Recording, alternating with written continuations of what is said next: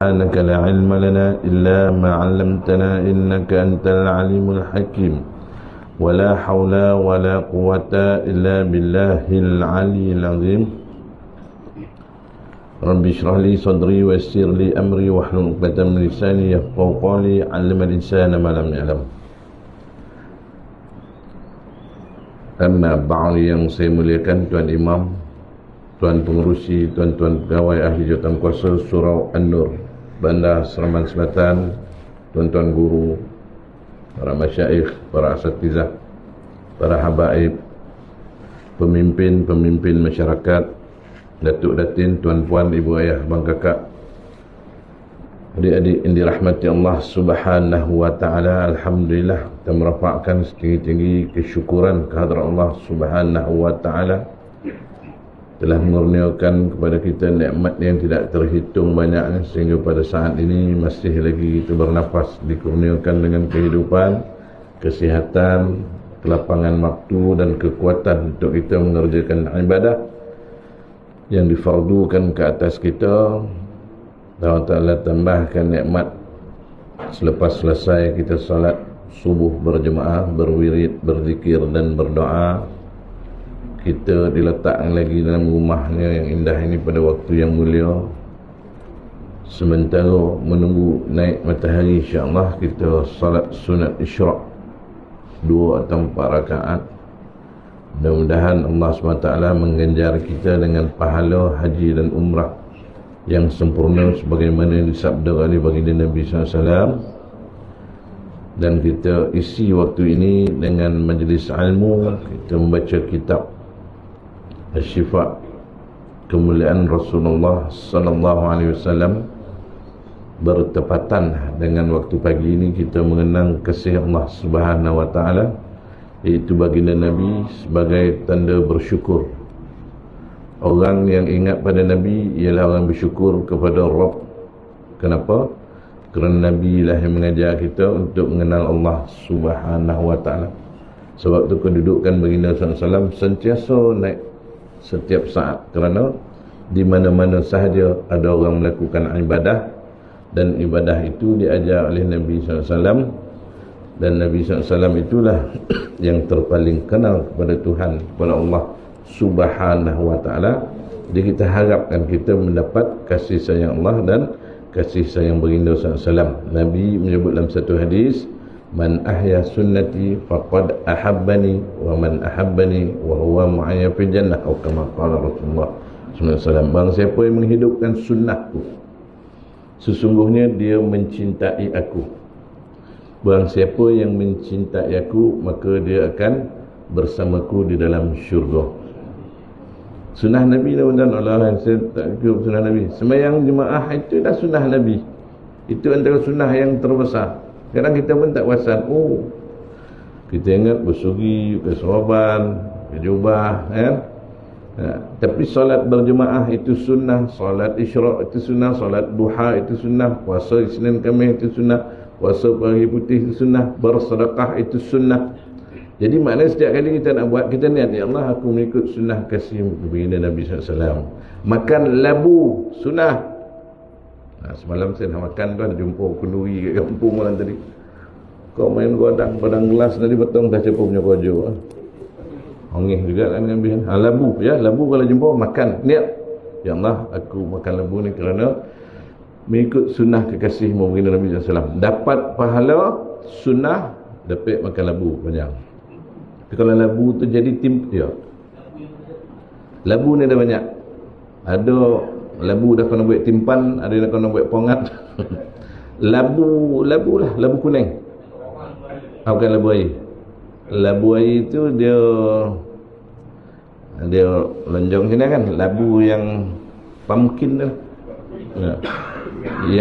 Yang paling besar dalam dunia ada di Malaysia. Dekat tak berani orang nak makan. Saya ada kuliah dia sebulan sekali. Serban hebat orang labu ni. Pasal apa? Dia tahu labu tu sunnah. Jadi dibuat sebesar-besar labu tu. Entang-entang nama kampungnya labu kan. Orang labu jangan marah ya. Jadi maknanya tadi dalam Quran ada sebut ketika Nabi Yunus dimuntah daripada mulut ikan nun tadi, Allah Ta'ala tumbuhkan pohon labu untuk dia makan. Jadi labu itu sunnah, bila makan teringat. Jadi apa lagi? Potong kuku, diingat Nabi SAW. Hadis tadi menyebut, siapa yang menghidupkan sunnahku, dia mencintai aku. Hukum mencintai Nabi ni apa? Wajib. Dia la yu'minu ahadukum hatta akuna ahabba ilaihi an walidihi wa waladihi wa nasi ajmain. Tidak sempurna iman seseorang kamu sehingga aku menjadi orang yang paling dicintainya, melebihi kedua ibu bapa, anak pinak dan sekalian manusia yang lain. Jadi kalau kita Nabi ni tak apa nak perasan, tak apa nak ni, Nabi kata orang yang paling bakhil ialah orang yang bila disebut nama aku dia tidak berselawat.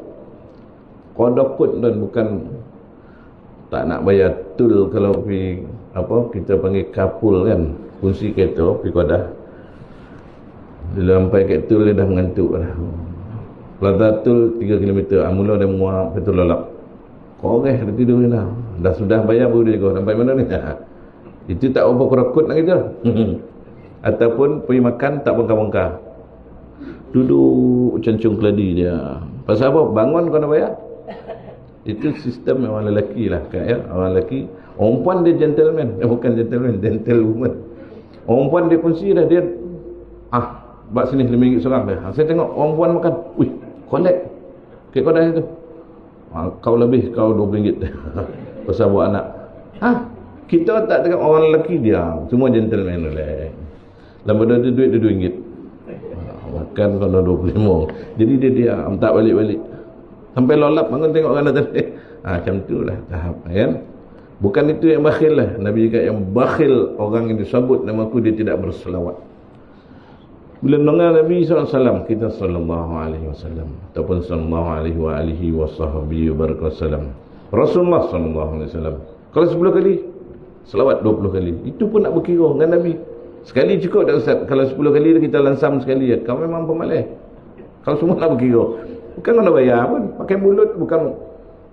Apabila Rasulullah pergi ambil cangkul coba lubang, susah berat macam tu lain. Ini tak ada mulut. Itu pun kadang-kadang kita tak dapat. Kenapa? Itu kata ulama, itulah hakikatnya Allah Subhanahu wa taala memberatkan seseorang untuk melakukan ibadah dan memudahkan seseorang untuk melakukan ibadah. Kita dapat bangun pagi bukan sebab kita rajin kan, bukan sebab kita kuat dah.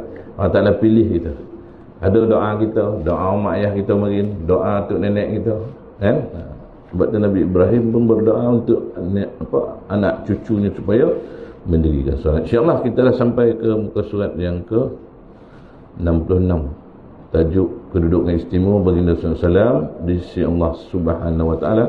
Sebelum kita mulakan membaca kitab kita ini, marilah kita membaca umul kitab selawat 10 kali dan tasbih.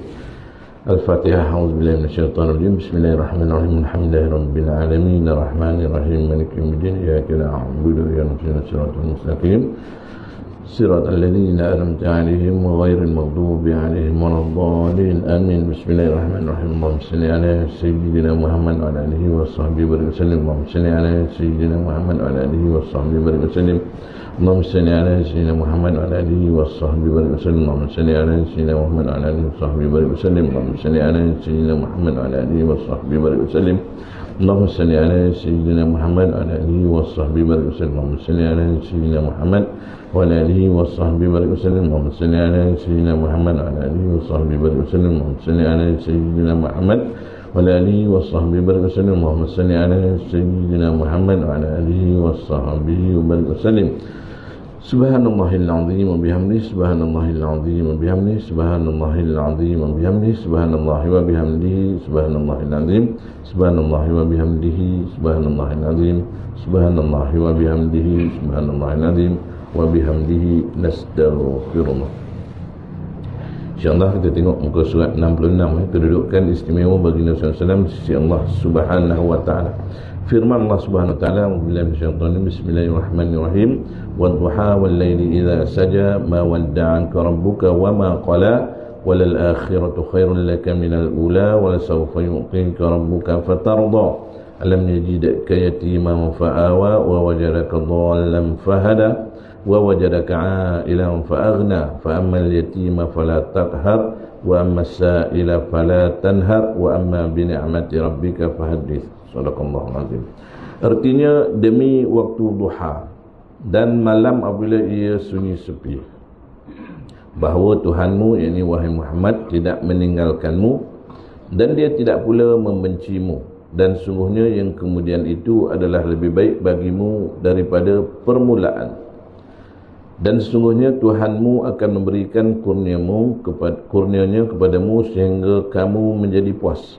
Bukankah dia mendapatimu sebagai seorang yatim piatu lalu dia melindungimu, dan dia mendapatimu sebagai seorang yang bingung lalu dia memberikan petunjuk, dan dia mendapatimu sebagai seorang yang kekurangan lalu dia memberikan kecukupan. Maka terhadap anak yatim janganlah kamu berlaku sewenang-wenang, dan terhadap orang yang meminta-minta janganlah kamu mengherdiknya, dan terhadap nikmat Tuhanmu maka hendaklah kamu nyatakan dengan bersyukur. Maknanya surah Duha, Allah Ta'ala bersumpah dengan waktu duha. Dia Allah SWT boleh bersumpah dengan makhluk, kita manusia tak boleh. Kita kena bersumpah dengan nama Allah Subhanahu wa Ta'ala. Jadi dalam surah ini dinyatakan tentang Nabi SAW yang dirujuk itu ialah Nabi SAW. Maknanya dalam Quran ni bila disebut sesuatu tu dia merupakan satu yang besar kan, ya? Quran itu sendiri merupakan mukjizat. Dia kalam Allah, makna dia firman Allah Subhanahu Wa Taala yang tersimpan di Lauh Mahfuz, kemudian diturunkan ke Baitul Izzah, langit dunia, kemudian diturun kepada Nabi SAW berperingkat-peringkat, lebih kurang dalam 23 tahun lamanya. Maknanya hebat tuan. Baca dapat pahala. Yang diceritakan tentang Nabi SAW, hebat tak? Hebat sama sekali. Makna dia Allah SWT memuliakan Nabi SAW, diceritakan tentang kisah Nabi. Jadi dalam surah Duha ni kalau kita tengok ada beberapa larangan. Yang pertama terhadap anak yatim. Jadi disebut dalam ayat ni Nabi itu adalah anak yatim. Kemudian Allah Ta'ala muliakan dia, melindunginya. Maknanya Allah SWT melindungi Nabi SAW sehingga dewasa, tak ada mak, tak ada ayah. Kemudian larangan dalam surah ni juga ada, janganlah kamu melakukan sewenang terhadap anak yatim. Anak yatim ni tuan, dia ni menjadi kemarahan orang, ya. Maksud dia apa? Maksudnya dia tak ada tempat bergantung. Dia akan minta seseorang yang ni. Kemudian perangai dia pun agak balik sebab dia tak ada mak ayah yang membimbing, ya. Kalau dia duduk dengan seorang pun kadang-kadang tak sama dengan ibu dan ayah sendiri yang mengajar. Jadi dia ada ujian dia, tapi dia mulia. Sebab tu antara perkara yang wajar atau digalak yang lakukan pada 10 Muharram, menyantuni anak yatim.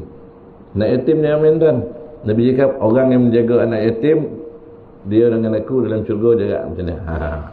Sebab Nabi itu sendiri adalah penghulu sekalian anak yatim. Kita jangan memain anak yatim tuan. Kalau jumpa anak yatim, macam mana? Diusap kepala anak yatim tu. Besar fadilat, besar pahala. Macam mana usap kepala anak yatim tuan? Macam kita ambil wuduk, korapan ke belakang. Daripada anak rambut belakang ke depan. Itu cara dia. Daripada sini ke depan. Itu kaedah mengusap kepala anak yatim. Ambil barakah. Tahun depan minta panjang umur, 10 Muharram kita buat. Manalah anak yatim, usap kepala. Daripada belakang ke depan, ya. Kalau depan ke belakang, itu amak yatim. Ni anak yatim, belakang ke depan. Dia marah tuan, pagi ni elok kita kan, tenang. Jadi anak yatim. Kemudian orang yang meminta-minta jangan kau herdik. Wa ammasa ila fala tanhar. Ini pun larangan. Kita kadang-kadang tak wasan. Orang tu minta-minta kita marah. Kadang orang tu dia tak apa betul. Ataupun orang tu dia minta tengok produk dia, kita tengah makan kan. Assalamualaikum. Dah makruh lah bagi salam ke orang tengah makan ni. Tapi dia nak bagi salam, kita wajiblah jawab. Waalaikumsalam. Kadang kita jawab dah. Kita marah ni, tak nampak orang tengah makan ni, jangan. Ya. Maknanya dia pun ada dia punya kerja, kita pun ada kerja kita. Kalau tak nak cakap elok atau diam lah. Itu kaedah. Jangan orang yang minta tu diserogah, ditongking, diherdik. Ini Allah Ta'ala tulis. Allah Ta'ala sebut dalam Quran, ya, dan tulis dalam buku. Kemudian terhadap nikmat Tuhan itu kamu nyatakan dengan bersyukur. Maknanya orang yang beribadah itu adalah tanda orang yang bersyukur. Jadi orang yang tak semayang, dia tak bersyukur, dia masuk neraka. Itu dia punya pokok pangkal.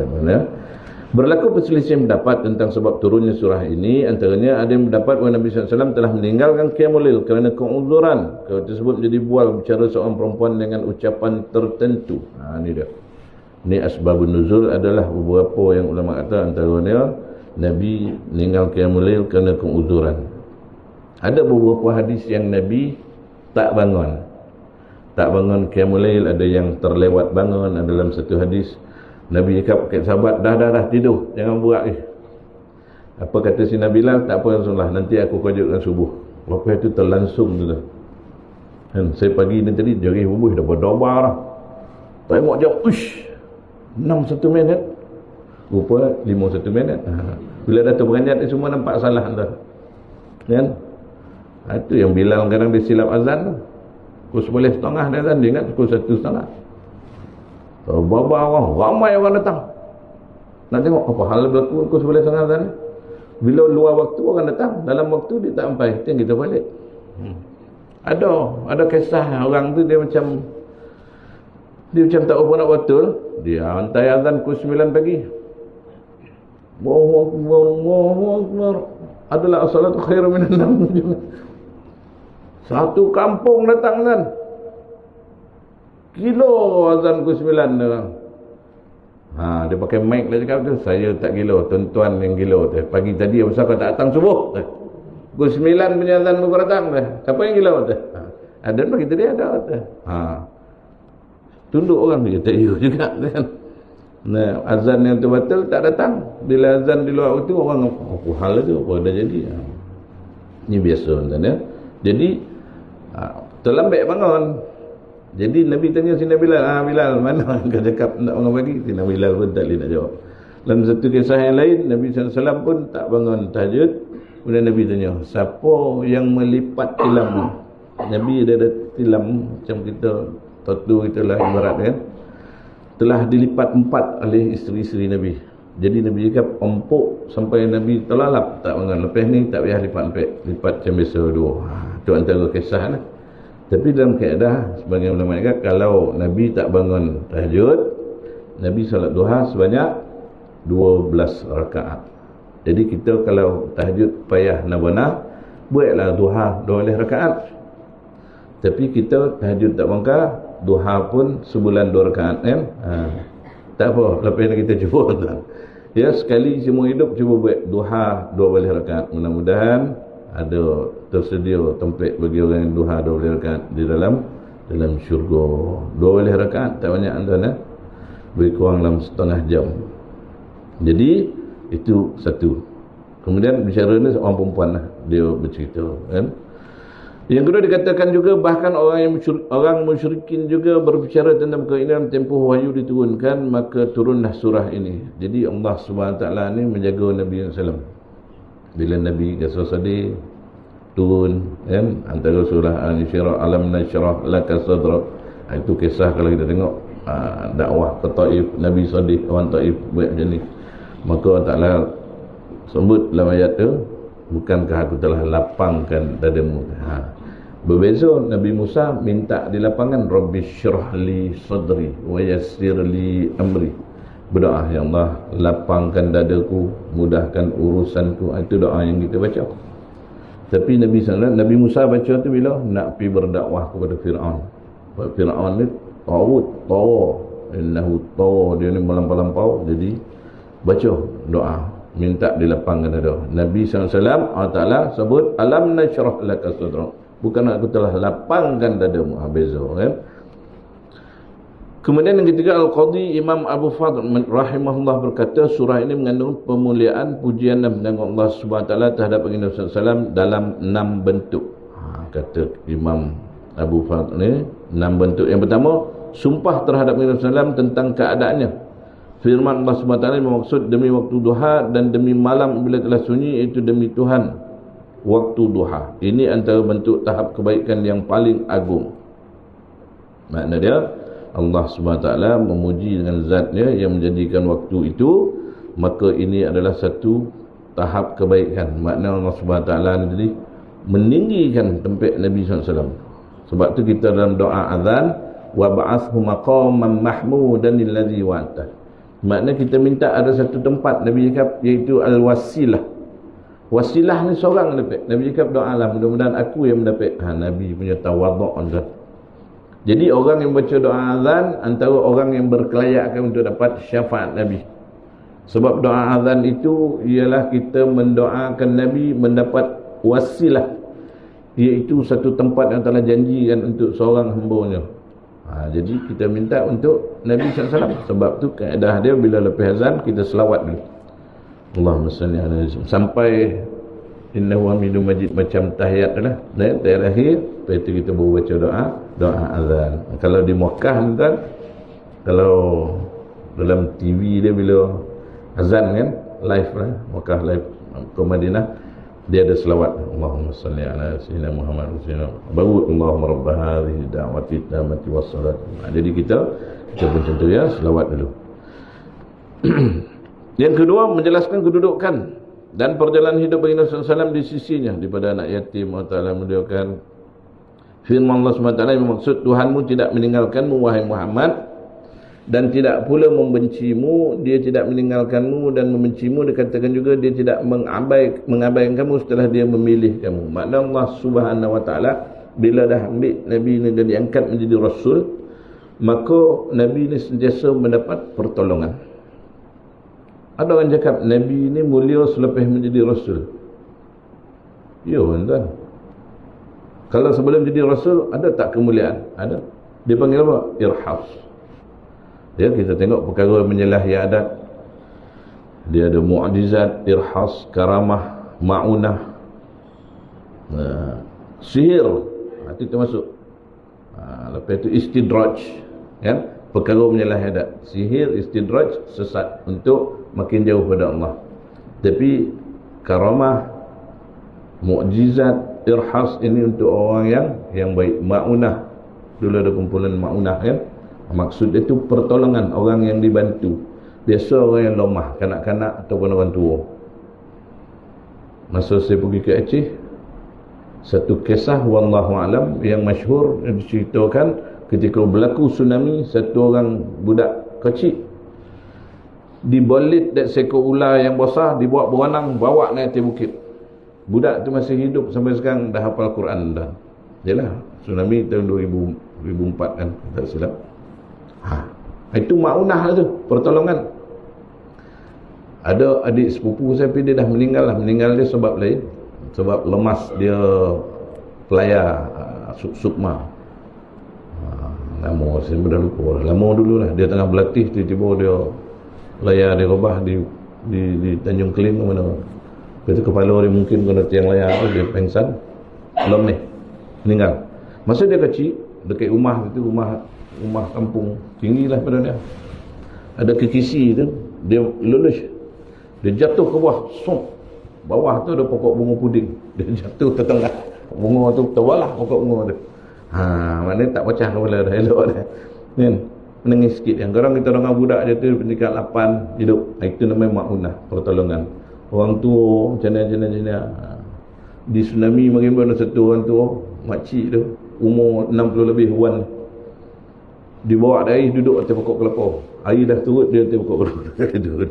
Orang kampung pergi banjir turunan dia. Ma'unah ya.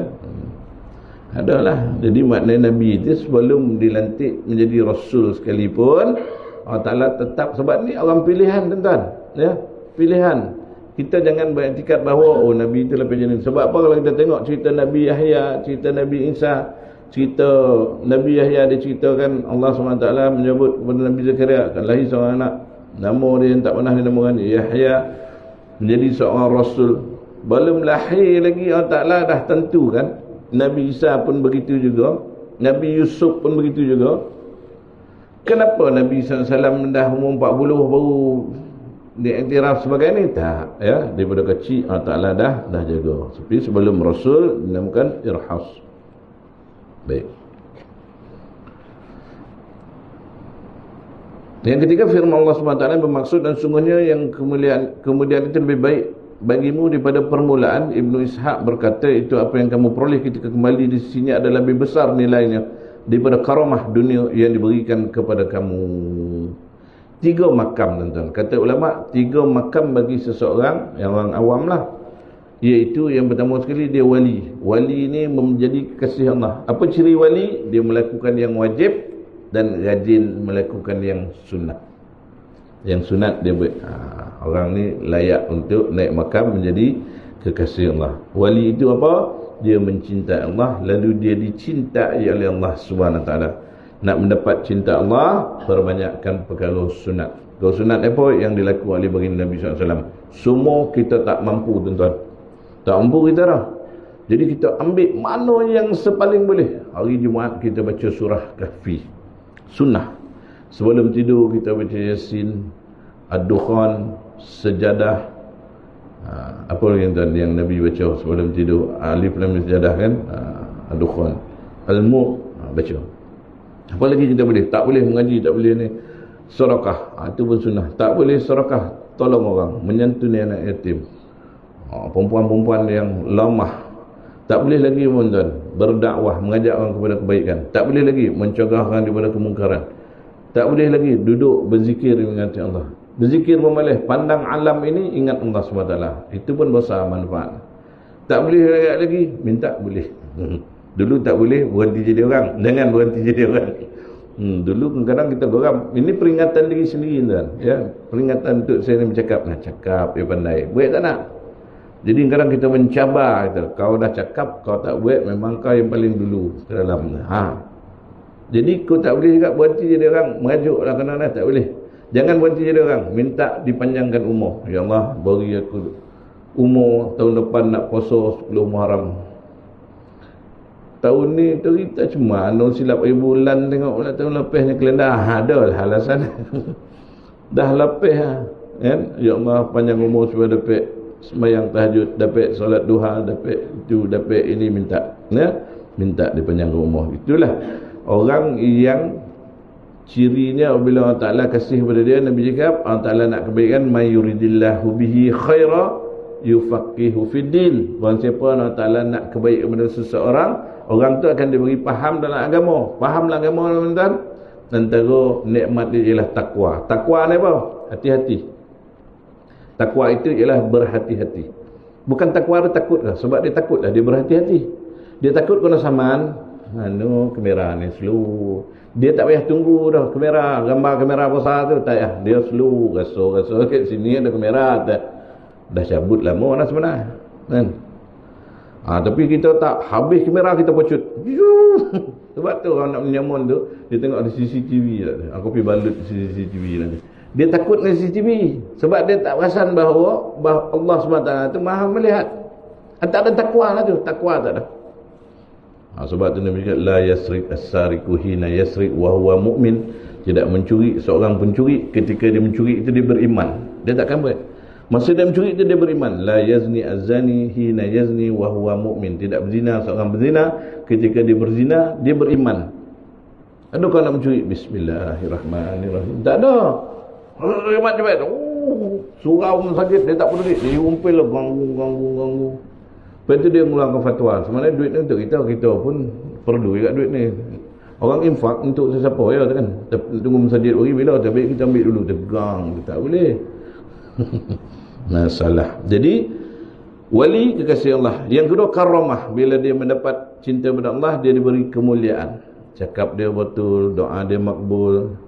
Dia buat perkara-perkara yang baik. Tapi kata ulama, yang paling afdal di antara ketiga ni ialah husnul khatimah, kesudahan hidup yang baik.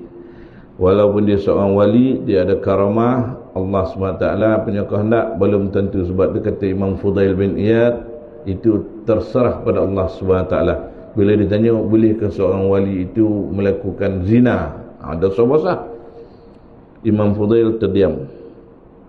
Kemudian kata, dijawab dasarkan satu ayat Quran, terserahlah kepada Allah Subhanahu Wa Taala.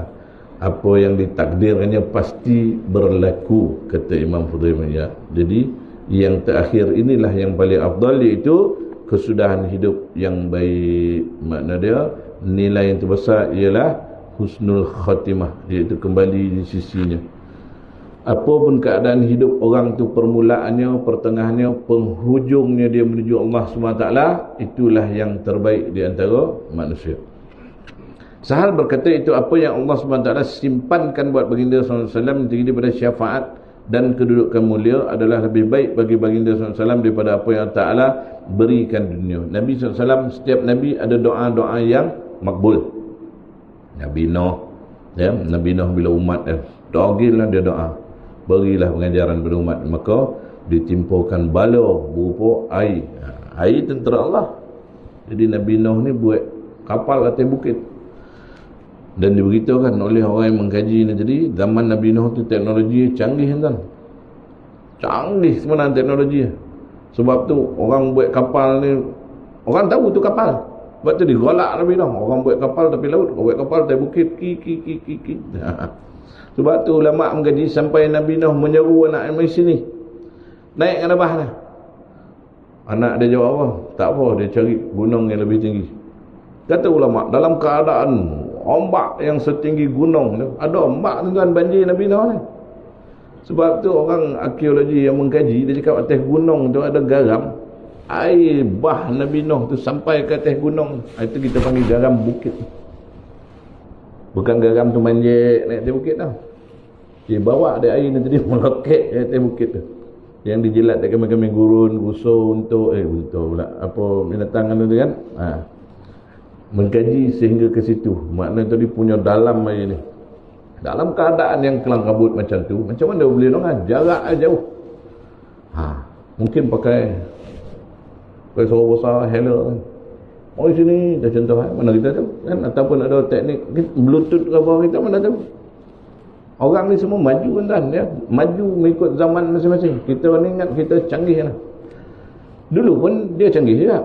Kita ingat kita canggih. Zaman anak kita dia canggih juga. Dia niat nak makan dah kenyang, pasal dia ada chip dalam perut dah kan.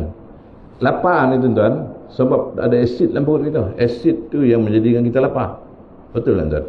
Sebab tu orang gastrik dia tak boleh lapar. Dia makan bulan puasa pertama gastrik datang. Baik-baik saya sebagai mula datang gastrik dah mula bisa. Apa kena gastrik datang puasa belum kita.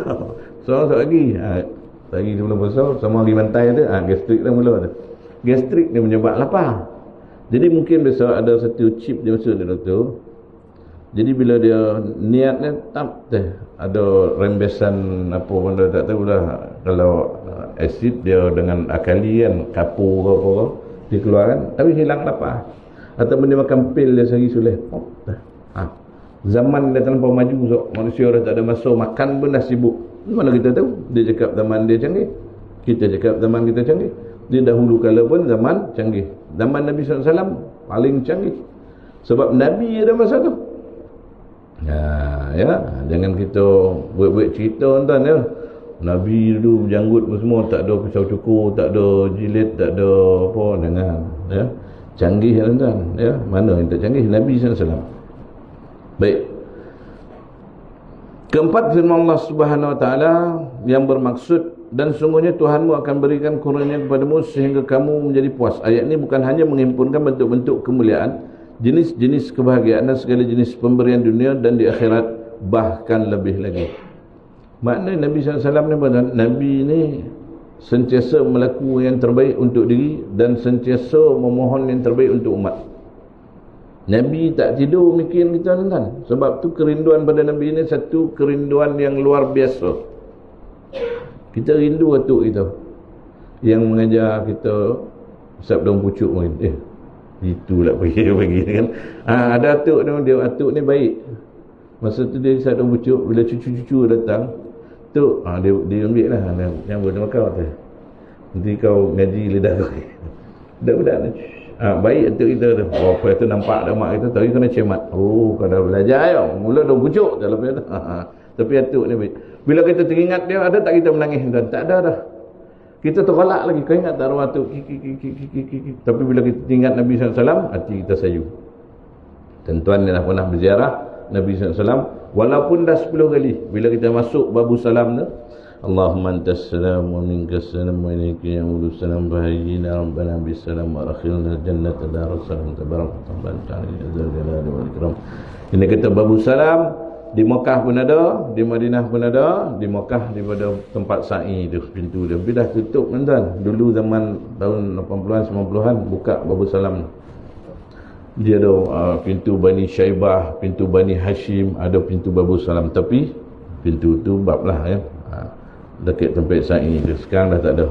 Dulu kalau Mekah kita akan masuk babu salam terus pergi ke Kaabah untuk sa'i. Untuk tawaf. Di Madinah pintu nombor 1 lah. Bila dipanggil babu salam, pintu kesejahteraan, tempat Nabi SAW selalu melewati lalu di situ untuk balik ke rumah. Kalau di Mekah Nabi masuk ke Kaabah, Nabi ikut, kita ikut lah. Bila kita baca doa tadi, kita ingat Nabi SAW lalu, itu hati kita pun sabak kan. Itulah kemuliaan yang Ta'ala kurnia kepada Nabi SAW. Lepas tu bila kita ingat, bila kita dengar qasidah, hati kita sabak. Habis-habis pun kita dengar lagu Al-Mizan. Lagu Al-Mizan, walaupun akak-akak tu makin tudung main selempang, tapi lagu junjungan mulia tuan, balikkan buka Al-Mizan, junjungan mulia. Tercipta satu lebaran sejarah di tanah, lahirnya yatim anak mulia. Tu ni yang sebut dalam ni kan. Bila kita dengar, ya Allah, sayu hati. Tapi kalau kita tak sayu, hati-hati tuan-tuan. Kalau tak rindu pada Nabi, hati-hati kata ulama, kerana Nabi terlebih rindu kepada umat. Mana siapa yang rindu pada Nabi, bersambut rindu, dia rasa sayu, itu bersyukurlah. Tapi kok sabut Nabi bersalawat tidak. Bila buka kisah Nabi, tukar cerita channel lain. Bila kitab pasal Nabi pun tak nak itu kita hati-hati kata ulama. Takut Nabi SAW tak merindu kita atas sebab kita tak ada kesungguhan untuk mencintai Nabi sesungguhnya. Jadi Nabi sentiasa berdoa untuk kita. Maknanya tadi, ialah Nabi SAW ni diutus oleh Allah Subhanahu Wa Taala basyiran wa nadhira, sebagai membuat berita gembira dan peringatan yang menakutkan.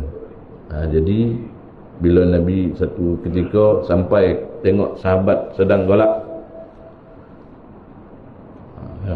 kucing pun datang bila sebut cerita Nabi. Kucing kan tu datang kesayangan Nabi kan. Tapi ada orang cakap tak ada sunnah bola kucing tu. Wallahu a'lam lah. Dia dapat mana ilmu kan, tak apalah dia kan. Ayat ni bukan hanya menghimpunkan bentuk-bentuk kemuliaan jenis kemuliaan segala pemberi. Ibnu Ishaq berkata Allah SWT beri kepuasan dan ganjaran pahala di akhirat. Maknanya Nabi SAW mengajar manusia untuk mengenal Allah, beriman kepada Allah SWT, kemudian berjaya orang di dunia. Berjaya di dunia macam mana kan? Takwa. Takwa ni apa? Takut. Takut ni apa? Menjaga. Jaga mata, jaga lidah, jaga tangan, jaga perut, jangan makan sembarangan, jaga kaki, jaga segala-galanya, jaga hati, paling mustahak. Ini kita dalam proses nak mengundi pilihan raya tuan-tuan, jaga semua-semua tu ya. Jangan kita khabar orang ni bau, orang ni rimau, orang ni tak bunuh, orang ni yang handal kita, ya. Jangan berdosa kita ya, sebab orang ni ada hak. Walaupun orang tu bukan Islam, kita tak ada hak untuk menghina dia. Sebab tu buka bab jiran. Tuan-tuan buka bab jiran, ada 3 kategori jiran. Yang pertama, jiran yang menjadi kerabat. Dia ada 3 hak, sebagai kerabat, sebagai orang Islam, sebagai jiran. Adik kita jadi jiran kita. Adik kita, pedulilah tong sampah dia, kita rembat. Tak boleh, berdosa. Sebab dia ada hak sebagai jiran. Nanti kan orang tak perasan. Kecuali kalau mak ayah lah. Tapi tong tu pun majlis punya, bukan dia punya. Jangan dia ambil. Yang kedua, jiran tu orang Muslim. Dia ada 2 hak. Sebagai orang Islam yang wajib disantuni, yang kedua sebagai jiran. Kemudian dia non-Muslim, dia ada satu hak, iaitu sebagai jiran. Jangan kita buat hukum macam kita kecil dulu, ambil pergi kedai orang bukan Islam, ambil asam katuk. Tak apa dah, dia bukan Islam dah. Ada juga asam katuk sekarang, muka hilang kelencet dia kan.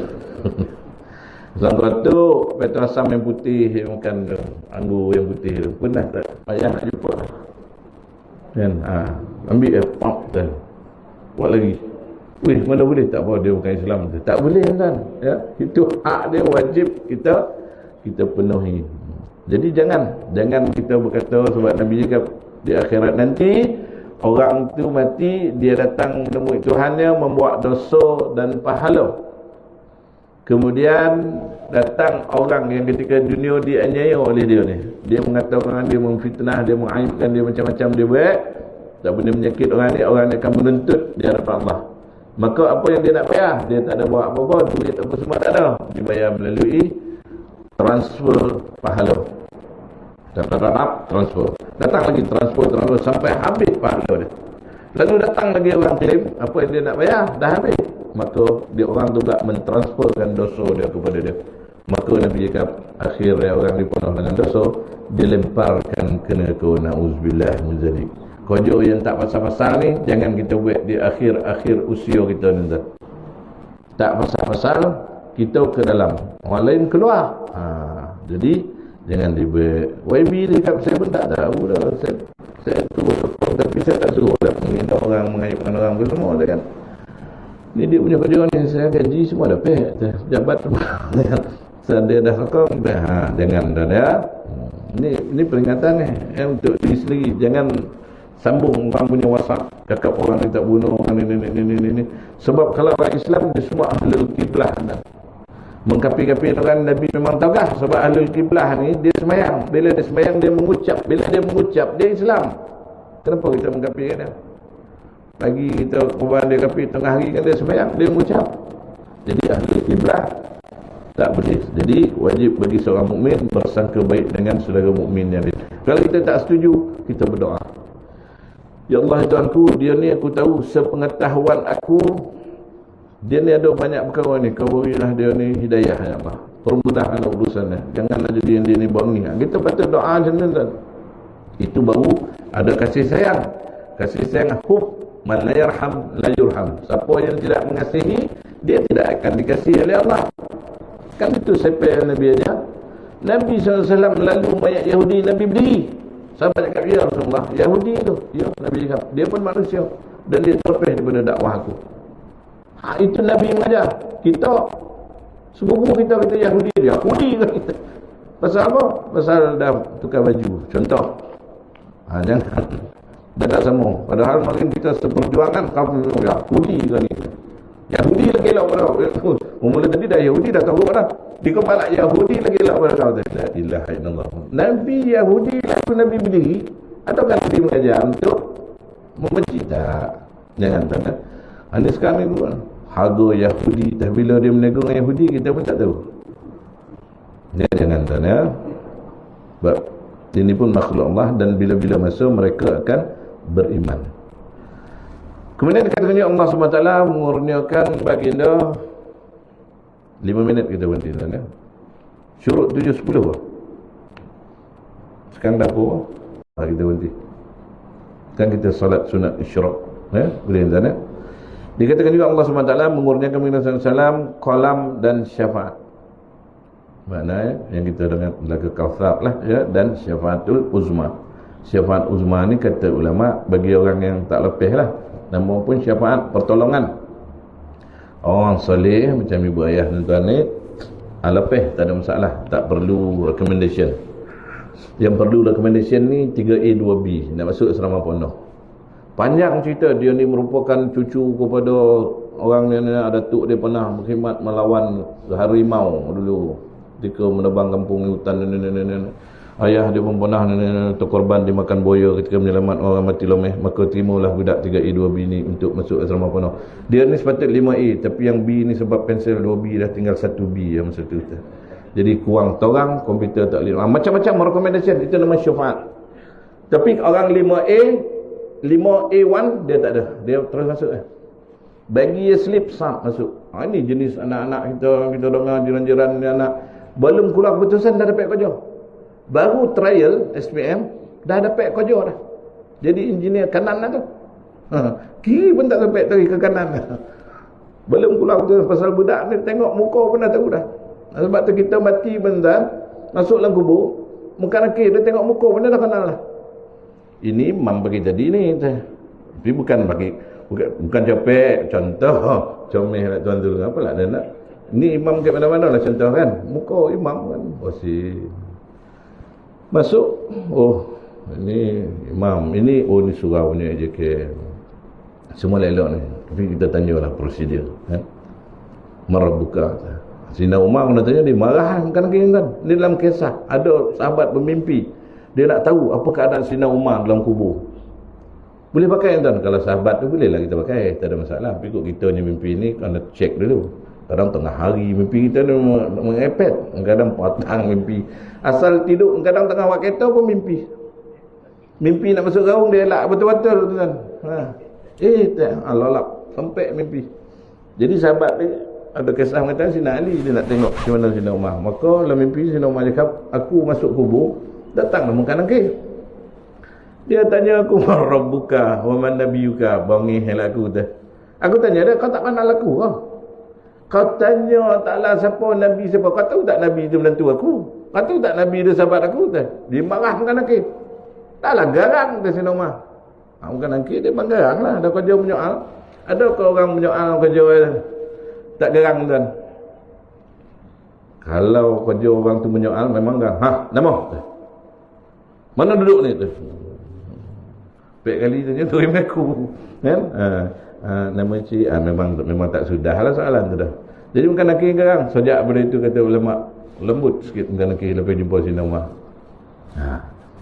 Jangan jadi mana ni cerita dalam kubur ya, cerita dalam kubur. Jadi orang yang dapat jawab antara kata ulama tak ada panjang cerita dah, dizahirkan Nabi depan dia siapa lelaki ini. Kalau orang yang tuan yang kasih kepada Nabi, dia kenal ini Rasulullah yang mengajar kita untuk mengenal Allah SWT. Aku sangat kasih, hari ini aku jumpa tu, aku berselawat, aku ikut sunnah, aku menghidupkan segala yang Nabi ajar, semua aku ikut tu. Mereka cakap, tengok muka benda tu, janganlah bagi saja tanya. Contoh kan, boleh kan macam tu? Boleh, mati tu. Tapi janganlah mati saja, tak ada buat bakal kan. Kalau Abu Nawas ni cerita lain.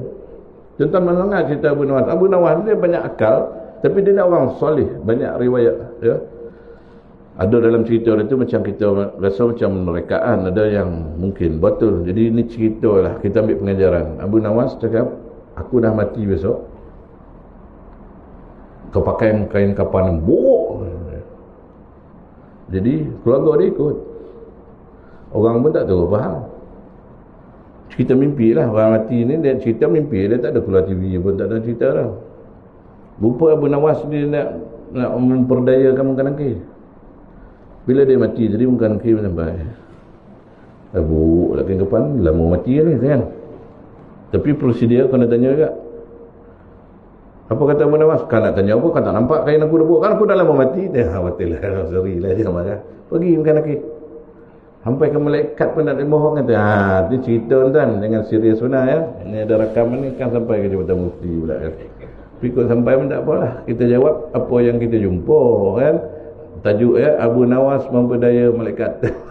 Dekat dalam buku cerita tu dah. Dia pakai kain buruk. Tuan-tuan jangan buat macam tu ya. Malaikat tu dah ada senarai masuk ya. Nabi cakap belum lagi dah ada himpitan kubur, baru separas lutut tanah ada di kamboi, ada himpitan kubur. Sebab tu kita tengok orang meninggal tuan, saudara-saudara kita tengok, kita bayangkan, ya Allah mudahkanlah urusan dia ni, ya Allah selamatkanlah, ya Allah bagi pertolongan. Seolah-olah kita macam nampak, kita tak nampak kan. Kalau kita nampak, habis, tak selesai pengumumian tu kan. Jadi Allah Ta'ala tak nampakkan kepada jin dan manusia, melainkan makhluk lain tahu. Ayam, pitik, lembu jarang kat tanah kuburan ni, walaupun rumput panjang di kubur tu, pasal dia dongal longak-longok, kita pun tak tahu. So penganjat tengah makan kan, tempat ni tak boleh dah makan kat lain lah. Contoh ya, contoh.